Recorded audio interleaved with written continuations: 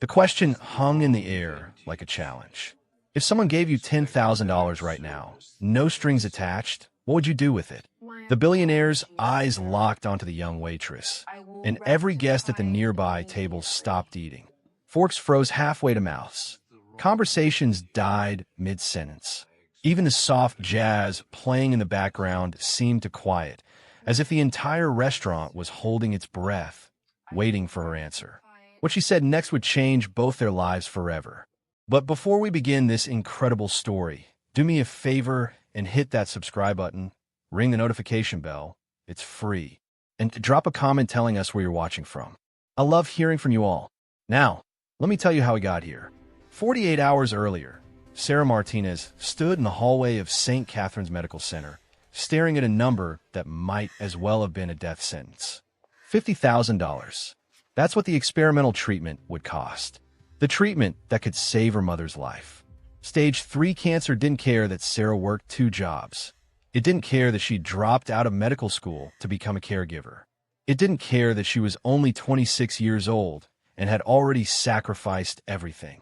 Mija, you look tired, her mother, Rosa, said from the hospital bed, her voice weak but still carrying that maternal concern that never dies, even when the body is failing. Sarah forced a smile, the same smile she'd been wearing for 6 months, the one that said everything was fine when nothing was fine. I'm okay, Mama. Just working a lot. Sarah tucked the bill into her purse before her mother could see the amount. Rosa had stopped asking about the cost 3 months ago, right around the time she'd started talking about refusing treatment. Sarah wouldn't let that happen. She couldn't. Her phone buzzed. Another text from the bill collector. Third one this week. She was 3 months behind on the previous medical bills, and they were threatening to send her account to collections. Sarah silenced the phone and kissed her mother's forehead. I have to get to work. Miguel will be here after school. That boy should be studying, not sitting with his dying mother. You're not dying, Mama, and he wants to be here. Sarah squeezed her mother's hand, feeling how thin it had become, how the bones seemed too close to the surface. I love you. I'll see you tomorrow. The bus ride from the hospital to the Sterling Oak restaurant took 40 minutes. 40 minutes where Sarah let herself feel everything she couldn't show her mother. The fear, the exhaustion, the crushing weight of knowing that no matter how hard she worked, it would never be enough. She'd picked up every extra shift available. She'd sold everything she owned that had any value. She'd applied for every assistance program, every grant, every charity. The answer was always the same. Not enough, not qualified, not approved. The Sterling Oak was the kind of restaurant where appetizers cost more than Sarah made in tips on a good night. Crystal chandeliers, white tablecloths, a wine list that read like a mortgage payment. She'd been working there for 8 months, ever since her second job at the diner wasn't covering the bills. The tips were better, but so were the expectations. The guests expected perfection, and Sarah had learned to deliver it, even when her feet ached and her eyes burned from exhaustion. Sarah, you're on section 3 tonight. Marcus, the floor manager, said as she tied her apron. And please smile. You looked miserable yesterday. These people are paying for an experience. Yes, sir. The smile snapped into place automatically. She'd become so good at pretending that sometimes she forgot what her real smile looked like. Section 3 was the corner by the windows, the tables where the serious money sat. Old money, new money, the kind of money that didn't look at price tags. Sarah took a deep breath, grabbed her order pad, and stepped onto the floor. Meanwhile, across the city in a glass tower that bore his name, Richard Sterling stood at a window that cost more than most people's cars and felt absolutely nothing. He just closed a $2 billion acquisition. His net worth had increased by $300 million in the time it took to sign the documents. The people in the conference room had applauded. His lawyers had shaken his hand. His board members had smiled their shark smiles and talked about quarterly projections. Richard felt nothing. Mr. Sterling, his assistant, Jennifer, appeared in the doorway, tablet in hand. You have the charity gala tonight at 7, and your daughter called again. That's the 3rd time this week. Tell Emma I'll call her back. Sir, she said it's about her graduation. That's next month. Richard's jaw tightened. Had it been 4 years already? He'd missed her high school graduation because of a merger in Tokyo. He'd missed her acceptance to Stanford because he was in London. Well, had she stopped being his little girl and become someone who had to schedule appointments to talk to him? "I'll handle it," he said, which they both knew meant he wouldn't. Jennifer hesitated. "Sir, if I may," she sounded upset. "I said I'll handle it." The words came out sharper than intended. Jennifer nodded and left, closing the door with a soft click that sounded like disappointment. Richard turned back to the window. 58 years old. More money than he could spend in 10 lifetimes. A penthouse apartment that had been featured in Architectural Digest. A car collection worth 8 figures. And not a single person in the world he could call at 3 in the morning when the insomnia hit and the emptiness became too loud to ignore. His wife, Catherine, had been dead for 7 years. Cancer. The aggressive kind. The kind that all his money couldn't stop. She made him promise, right there at the end, that he wouldn't let the business consume him. That he'd remember why they'd started the company in the first place. To help people. To make a difference. He'd broken that promise within a year. "Cancel the gala," Richard said suddenly, pressing the intercom button. "Jennifer, cancel everything tonight. I'm going out." "Sir? Where should I tell them you're going?" "Somewhere I can think." He grabbed his jacket, the cheap one he kept in the closet for the rare occasions when he didn't want to be recognized. No designer labels. No custom tailoring. Just a man who looked like he might work middle management somewhere forgettable. Richard had built his empire from nothing. A kid from Detroit who'd coded his first software program at 14 and sold his first company at 23. He remembered what it felt like to eat ramen for dinner because that's all he could afford. He remembered sleeping on his office floor because he couldn't pay rent and fund his startup at the same time. Somewhere along the way, he'd forgotten those days. Or maybe he'd chosen to forget them. Catherine used to drag him to diners and small restaurants, places where real people ate. "Never forget where you came from, Richard," she'd say. "Money doesn't make you better than anyone. It just makes you luckier." She died believing he still understood that. He wasn't sure he did anymore. The Sterling Oak wasn't on his radar for any sentimental reason. He'd invested in the restaurant chain 3 years ago through one of his holding companies, purely as a financial play. He'd never actually eaten there. Tonight, he wanted to sit somewhere nice and anonymous, somewhere he could watch people who still believe life had meaning beyond the next quarterly report. Sarah was 30 minutes into her shift when table 12 sat down. Single diner. Male. Late 50s. Dressed casually, but something about him seemed out of place. Maybe it was the way he held himself, that particular brand of confidence that came from never having to worry about the check. Or maybe Sarah was just tired and seeing things that weren't there. "Good evening, sir. Welcome to the Sterling Oak. Can I start you with something to drink?" The script came automatically, pleasant and professional. Richard looked up from the menu and saw a young woman who was very good at hiding how exhausted she was. He'd interviewed enough people to recognize the signs. The smile that didn't reach the eyes. The posture that was just a little too rigid, held together by sheer willpower. She reminded him of himself, decades ago, before the money insulated him from consequence. "What do you recommend?" he asked. "The wine list is quite extensive. If you prefer red, the Chateau Margaux is excellent, though I personally think the Pinot Noir from our private selection offers better value. You drink a lot of expensive wine on a waitress salary?" The question came out harsher than intended. Testing. Probing. Old habits. Sarah's smile never wavered, but something flickered in her eyes. Annoyance, maybe, or just exhaustion with wealthy people who thought their money gave them the right to be rude. "No, sir. I listen when the sommelier trains us. I pay attention." "Water, then?" "Water's fine." Richard felt something unfamiliar. Shame, perhaps. When had he become the kind of man who talked down to service workers? "And I apologize. That was rude." Sarah blinked, genuinely surprised. In 8 months at the Sterling Oak, exactly 0 guests had ever apologized to her for anything. "It's fine, sir. I'll get your water and give you a moment with the menu." As she walked away, Richard found himself watching her interact with other tables. There was something authentic about her kindness that felt rare in this curated world of expensive dining. She laughed at an elderly couple's joke, gently guided a confused diner through the menu options, and moved with the efficiency of someone who couldn't afford to waste a single motion. She was present in a way most people in his world had forgotten how to be. When she returned with his water, Richard noticed a book tucked under her arm. Marcus Aurelius. Meditations. The spine was cracked from multiple readings, pages dog-eared and worn. "You read philosophy?" he asked, nodding toward the book. Sarah glanced down, slightly embarrassed. "On my breaks. It helps me think about things differently. The whole, you have power over your mind, not outside event concept. Some days I need that reminder." She caught herself, realizing she was oversharing with a customer. "I'm sorry, you probably don't care about my reading habits. Are you ready to order?" But Richard did care, suddenly and intensely. "What's your name?" "Sarah, sir." "Sarah, I'll have the salmon. But first, tell me, do you believe that? That we have power over our minds, but not outside events?" Sarah hesitated. This was a normal restaurant conversation. Guests didn't ask servers about their philosophical beliefs. They ordered food, ate, paid, and left. But something about this man's intensity suggested he genuinely wanted to know.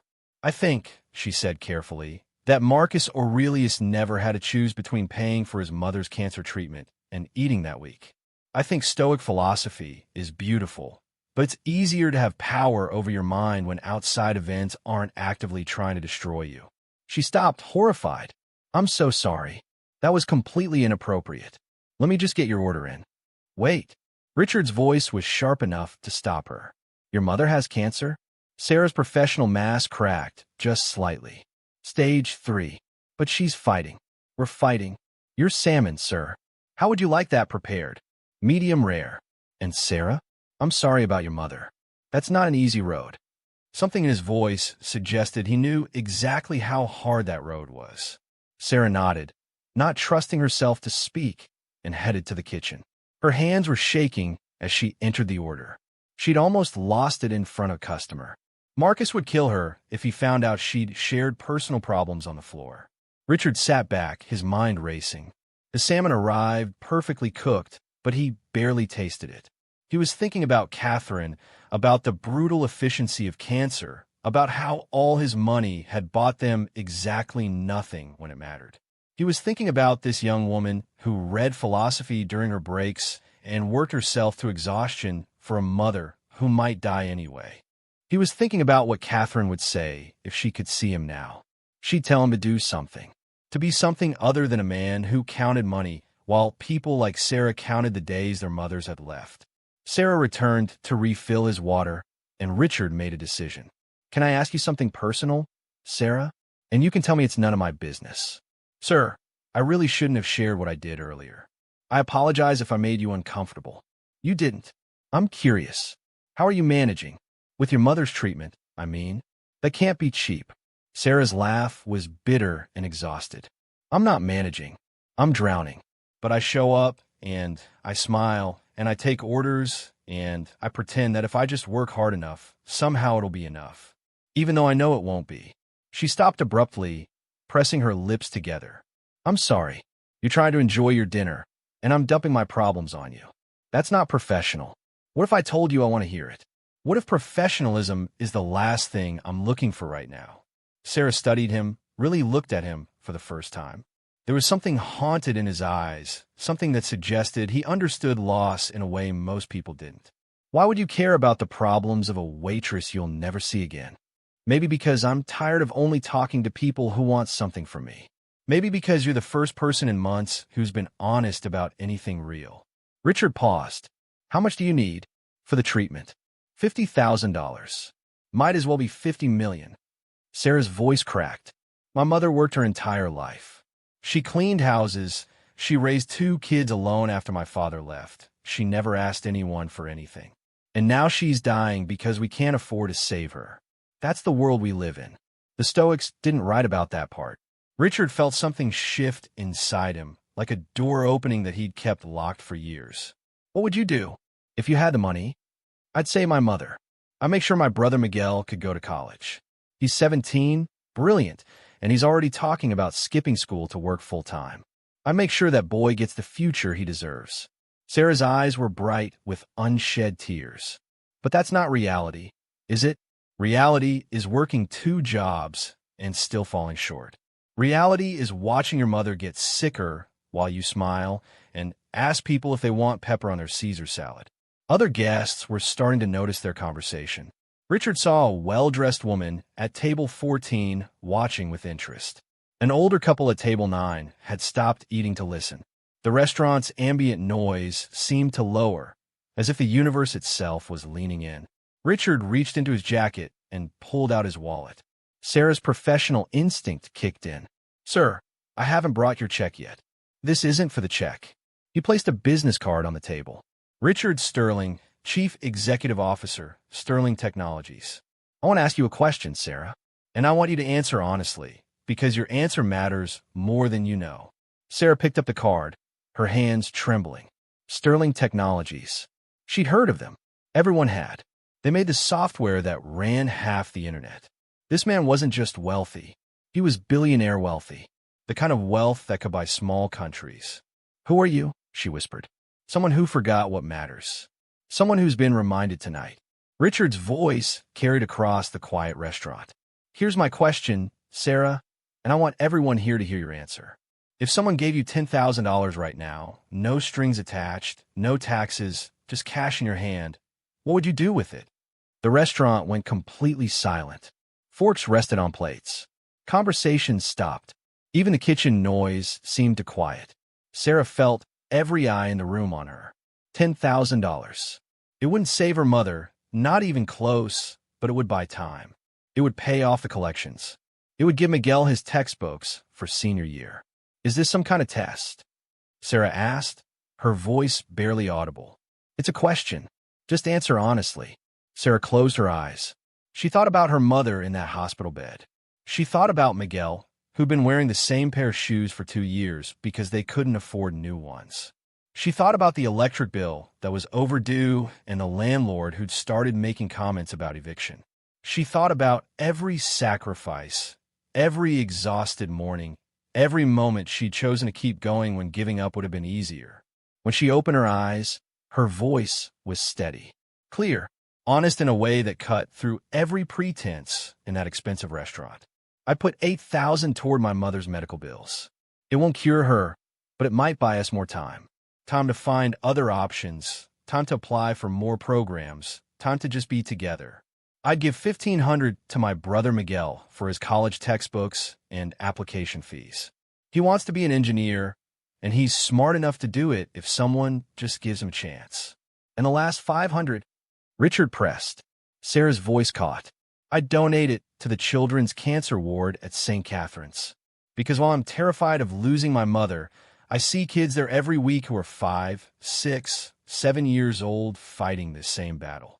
Kids who should be playing with toys, not hooked up to machines. Their parents have the same look in their eyes that I see in the mirror. If I could ease that burden for even one family, even a little bit, then maybe some good comes from all this pain." The silence in the restaurant was absolute. Richard stared at her, and Sarah watched something break behind his eyes. The well-dressed woman at table 14 was crying openly now. The older couple at table 9 had their hands clasped together. "You wouldn't keep anything for yourself?" Richard's voice was rough, strained with an emotion he hadn't felt in years. Sarah shook her head. "Sir, I've learned something these past few months. When you have nothing, you realize that the best investment isn't in yourself. It's in the people who need you. My mother taught me that. She gave everything she had to raise us right, to teach us that character matters more than comfort. Money comes and goes, but how you treat people when you have nothing, that's who you really are. That's what defines you when everything else is stripped away." Richard stood abruptly, his chair scraping against the floor. Several guests gasped. Sarah took a step back, thinking she'd offended him, that she'd crossed some invisible line. But Richard wasn't angry. His eyes were wet, and when he spoke, his voice shook. "My wife said almost those exact words to me. 7 years ago, right before she died. Catherine told me that money measures success, but character measures worth." He turned to address the entire restaurant, his voice carrying to every corner. "I'm Richard Sterling. I own 40% of this restaurant chain. I'm worth $3.2 billion. and I haven't had an honest conversation with another human being in longer than I can remember. The restaurant erupted in whispers. People pulled out phones. Sarah stood frozen, her mind struggling to process what was happening. Richard turned back to her, and his next words came out raw and desperate. "Sarah, you just reminded me why I started my company 30 years ago. I wanted to help people. I wanted to make a difference. Somewhere along the way, I forgot that. I forgot what my wife tried to teach me. I forgot what it means to be human." He paused, collecting himself. "I have a proposition for you. But first, I need you to understand something. This isn't charity. This isn't pity. This is me recognizing something I've been looking for and couldn't find in boardrooms or charity galas or anywhere else in my life. Sir, I don't understand." Sarah's voice was barely a whisper. "I want to offer you a job. Director of Charitable Operations for a new foundation I'm creating. Starting salary, $120,000 a year. Your job would be to run a program dedicated to helping families with medical debt. You'd have a budget of $10 million in the first year, and you'd decide how to use it. You'd build the program from the ground up based on what you know, what you've experienced, what you've lived through." Sarah couldn't breathe. The number was so large it didn't seem real. "Why would you trust me with that much money? I'm a waitress. I dropped out of medical school. I have no business degree, no experience running anything. Because you have something more valuable than any degree. You have integrity. You have empathy. You have the perspective of someone who knows what it's like to need help." Richard's voice softened.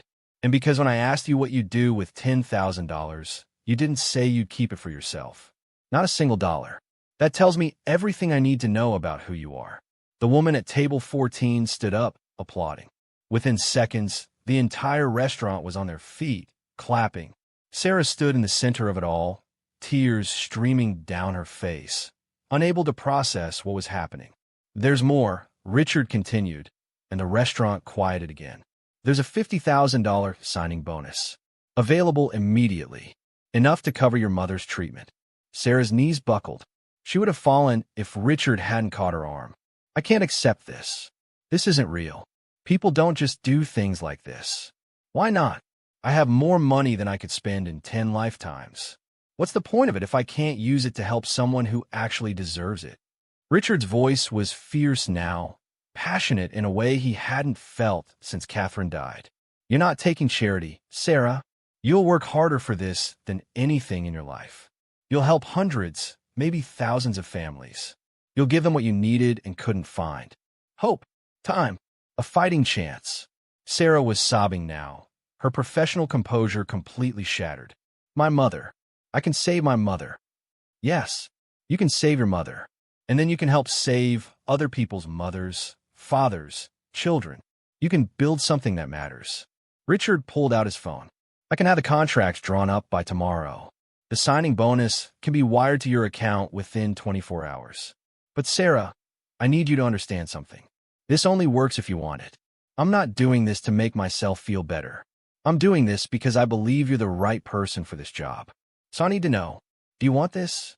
Sarah looked around the restaurant, at the guests who were watching her with tears in their eyes, at Marcus, who stood by the kitchen door, looking completely bewildered, at the life she'd been living, the exhaustion, the desperation, the slow drowning that she'd accepted as her reality.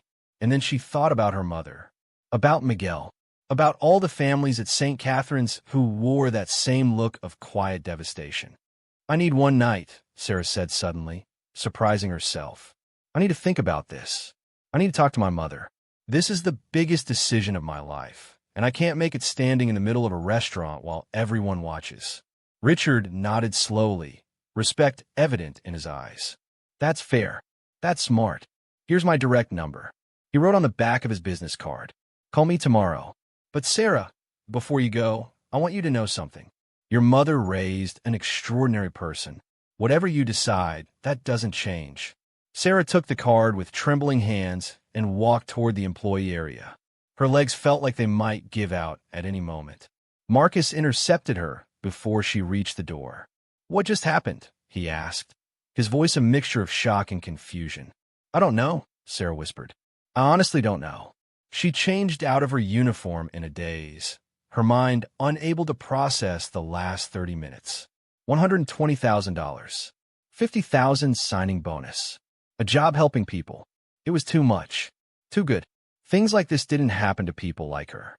The bus ride to the hospital felt surreal. Sarah stared at the business card in her hand, at Richard Sterling's personal number written in precise handwriting. She thought about calling Miguel first, but no. This conversation needed to happen with her mother. Rosa had sacrificed everything for her children. She deserved to be part of this decision. Rosa was awake when Sarah entered the hospital room, reading a worn paperback romance novel that someone had left in the waiting room. She looked up, and her smile faded immediately. "Mija, what's wrong? You look like you've seen a ghost." Sarah sat on the edge of the bed and told her everything. The billionaire, the question, her answer, the job offer, the signing bonus that could pay for the treatment. She watched her mother's face cycle through disbelief, hope, fear, and finally something that looked like pride. "And you told him you needed to think about it?" Rosa asked when Sarah finished. "I don't understand why he'd do this, Mama. People don't just give away opportunities like this. What if it's too good to be true? What if there's something wrong with him? What if I fail?" Rosa took her daughter's hand, and despite the illness ravaging her body, her grip was strong. "Let me tell you what I see. I see a man who lost his way and met someone who reminded him of the path. I see my daughter, who works 2 jobs and never complains, finally getting a chance to use all that intelligence and compassion she's been pouring into survival. And I see fear. Fear that you don't deserve this." "Do I?" Sarah's voice broke. "Deserve this? You dropped out of medical school to take care of me. You work yourself to exhaustion. You read philosophy on your breaks because you refuse to let your mind go numb even when your body is breaking. You answered his question with integrity when you could have lied, could have said what you thought he wanted to hear. Mija, if you don't deserve this, then nobody does. But what if I can't do it? What if I let him down? What if I let down all those families he wants me to help?" Rosa pulled Sarah closer, pressing their foreheads together the way she had when Sarah was a little girl with nightmares. "Then you'll learn. You'll grow. You'll ask for help. That's what brave people do. They don't wait until they feel ready. They say yes to the opportunity and figure it out along the way." "I'm scared, Mama." "Good. That means it matters. Now listen to me carefully. You're going to call that man tomorrow. You're going to take that job. You're going to save your mother's life, help your brother go to college, and then you're going to help hundreds of other families. Not because you're perfect, not because you have all the answers, but because you care enough to try." Sarah spent the night in the hospital chair, watching her mother sleep, thinking about everything that had changed in the span of one dinner shift. She thought about Richard Sterling, about the pain in his eyes when he mentioned his wife, about how wealth hadn't protected him from loss. She thought about all the families she'd seen in this hospital, the quiet desperation, the impossible choices. She thought about having the power to change that, even for a few people. When morning came, Sarah called the number on the card. Richard answered on the second ring. "I want the job," Sarah said, her voice steady and clear. "I want to help people. I want to build something that matters. And I promise you, Mr. Sterling, I will work harder for this than I've worked for anything in my life." She could hear the smile in Richard's voice. "I know you will, Sarah. Welcome to the Sterling Foundation. Let's change some lives." 6 months later, Sarah stood in a conference room in Sterling Tower, presenting the quarterly report to Richard and the foundation board. The Sterling Foundation for Medical Assistance had helped 217 families with medical debt. They'd paid for treatments, medications, hospital bills. They'd given people time, hope, a fighting chance. Rosa was in remission. The experimental treatment had worked. She'd been cancer-free for 4 months. Miguel had been accepted to MIT with a full scholarship, his application essay about his sister's sacrifice moving the admissions committee to tears. Sarah had hired a team of 6 people, all of them individuals who'd experienced medical debt firsthand. She'd created a streamlined application process. She'd partnered with hospitals across 3 states. She'd learned about nonprofit management, about fundraising, about the legal complexities of charitable giving. She made mistakes and learned from them. She'd asked for help when she needed it. She'd grown into the role that had seemed impossible 6 months ago. After the presentation, Richard walked her back to her office. You know what Catherine would say if she could see this? He asked. What? She'd say, I finally remembered why we started this whole thing. Thank you for that, Sarah. Thank you for reminding me what matters. Sarah smiled. Thank you for asking me that question. Thank you for giving me the chance to prove that character really does measure worth. That evening, Sarah returned to the Sterling Oak, not as a waitress, but as a guest. Marcus seated her at table 12, the same table where her life had changed. She ordered the salmon, medium rare, and as she ate, she watched the servers move through the restaurant. One of them, a young man who looked exhausted, caught her eye. She recognized that look, the weight of impossible choices, the desperation hidden behind a professional smile. When he came to refill her water, Sarah handed him a Sterling Foundation card. If you or someone you love needs help with medical bills, call this number. We might be able to help. The young man stared at the card, his eyes filling with tears. My sister, he whispered. She needs kidney dialysis. We can't afford it. Call tomorrow, Sarah said gently. Tell them Sarah Martinez sent you. Tell them your story. We'll see what we can do. As she watched him walk away, clutching the card like a lifeline, Sarah understood something profound. Richard hadn't just changed her life that night. He'd given her the power to change other lives. And that power, that responsibility, that opportunity to matter was worth more than any amount of money. Sometimes the most powerful thing you can give someone isn't money. It's a reminder of who they used to be, who they could be, who they're meant to be. Richard had given that to Sarah. And now Sarah was giving it to others, one family at a time, one impossible choice at a time, one life at a time. The question that had shocked every guest in that restaurant 6 months ago had become Sarah's mission statement. What would you do with the resources to help? She'd answered with integrity then. She was answering with action now. And somewhere in the city, in a penthouse apartment that no longer felt quite so empty, Richard Sterling sat with his daughter Emma, telling her about the foundation, about Sarah, about how one honest conversation had reminded him why any of it mattered. Emma listened, and when he finished, she hugged him the way she used to when she was little. I'm proud of you, Dad, she said. Mom will be proud too. Richard held his daughter and thought about Sarah's words that night. Money comes and goes, but how you treat people when you have nothing, that's who you really are. He'd spent 7 years having everything and being nothing. One waitress with nothing had shown him how to be something again. If you enjoyed this story, make sure to hit that like button and share it with someone who needs to hear it today. Drop a comment below telling us what you would do if someone asked you that question, and let me know where you're watching from. I love hearing from you all. Remember, character isn't measured by what you have, but by what you give when you have nothing. Sometimes one honest moment, one act of integrity, one person brave enough to tell the truth can change everything. Not just for them, but for everyone around them. Be that person. Ask the hard questions. Answer with honesty. You never know whose life you might change, including your own.